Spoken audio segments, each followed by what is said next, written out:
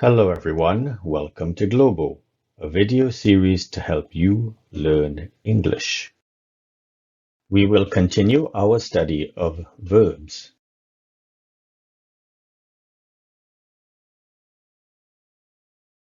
Another important verb is the verb do.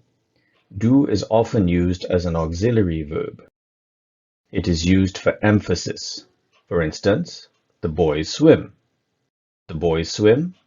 Yes, the boys do swim. When do is used as an auxiliary verb, the main verb is in the infinitive form. For most verbs, the infinitive form is exactly the same as the present tense. So, the boys do swim. Do swim is what is called the do form of the verb swim. We can also form this in the past tense, in which case the do form is did swim.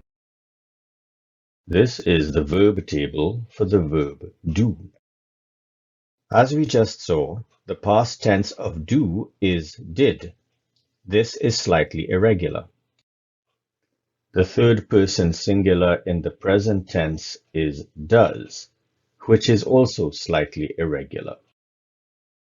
Another important verb is the verb will. The verb will is used to convey future or intended actions. So, for instance, the boys do not swim right now, but the boys will swim later. Just like do, the auxiliary verb will takes the infinitive form of the main verb. So, the boys will swim. As we shall see, the verb will is of a type of verb known as a modal verb. This is the table for the verb will. The past tense of will is would. In the present tense, the third person singular is will. We notice that it does not take an additional s. This is true for most modal verbs.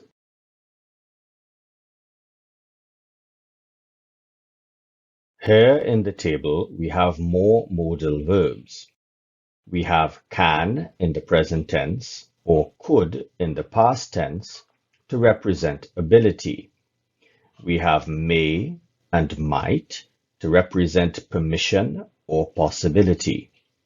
We have will or would to represent intention. We have should in both the present tense and the past tense to represent suggestion, and we have must in both the present and past tenses to represent obligation. As we saw with the verb will, modal verbs take the infinitive form of the main verb. So, the boys can swim. And like the verb will, modal verbs do not add an s at the end when the subject is in the third person singular. So, the boy can swim.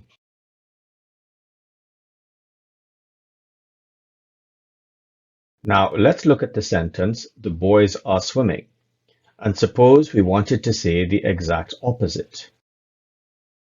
What we do is we take the negative particle not and place it between the auxiliary verb and the present participle. This means of forming the negative is called auxiliary splitting. We can also do auxiliary splitting for a modal verb. So if we have the boys could swim, to say the negative, we say the boys could not swim. If the verb is in the simple present or the simple past, such as the boys swim, we first put the verb in the do form. We then perform auxiliary splitting. So the resulting negative sentence will be, the boys do not swim. The words do and not occur together often enough that we've made them into one word, which is don't. This is an example of what's called a contraction. A contraction occurs when two words are put together to make one word.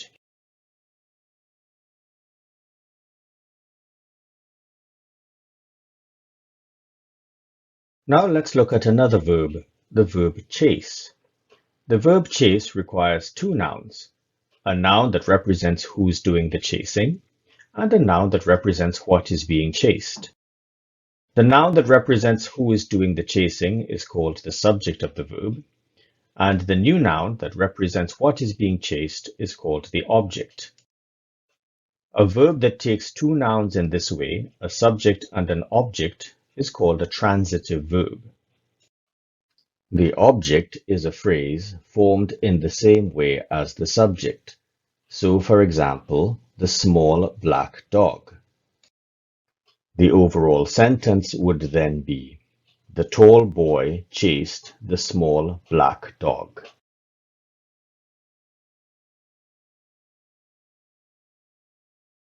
Let us look at the sentence, the boy chased Ben's dog.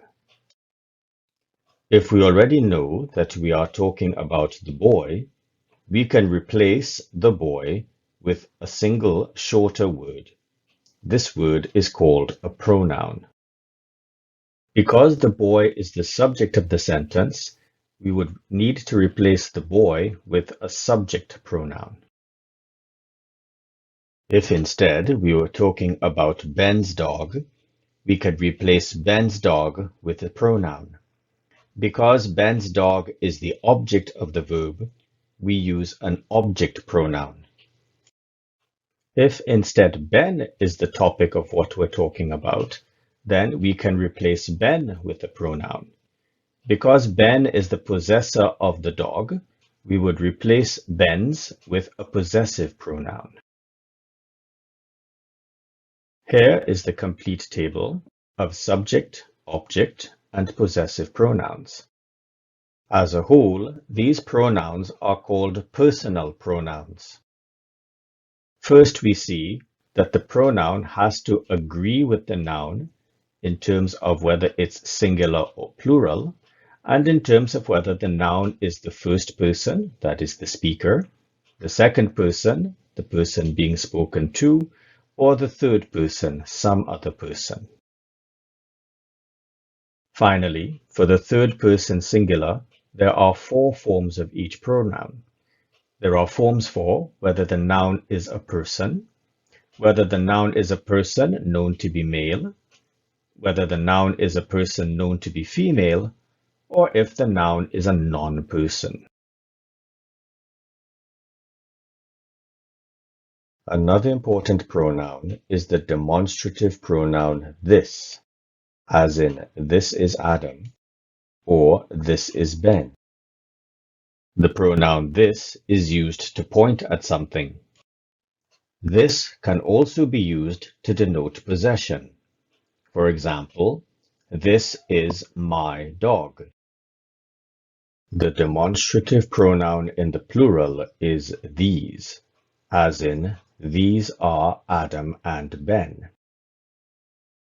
The demonstrative can also be used as an adjective. For instance, this boy is Adam. To end this video, I give you 100 words that you can use to build sentences. These words are among the most commonly used words in the English language. To build a sentence, we first choose any adjective and then any noun, and use this adjective and this noun to construct a phrase. So by choosing the adjective long and the noun hat, we can create the phrase, a long hat, meaning any long hat, or the long hat, meaning a long hat that both the speaker and the person being spoken to know about. This phrase will become the subject of the sentence. From the list, we then add any verb to make a sentence.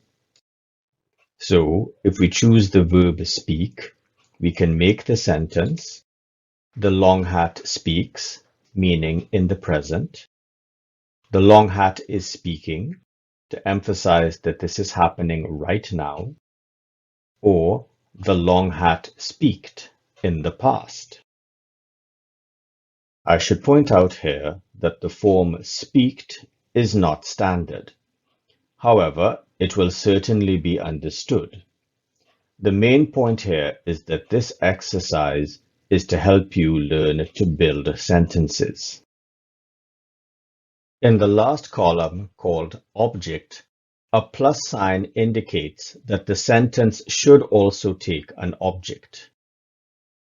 Remember that the object is a phrase formed in exactly the same way as the subject. So if we choose the verb take, and we use the adjective round and the noun boy to create the object phrase, we can then build the sentence, the long hat takes a round boy. Remember that we don't care if the sentence makes sense. This is practice in making good English sentences. Let's move on to part 4.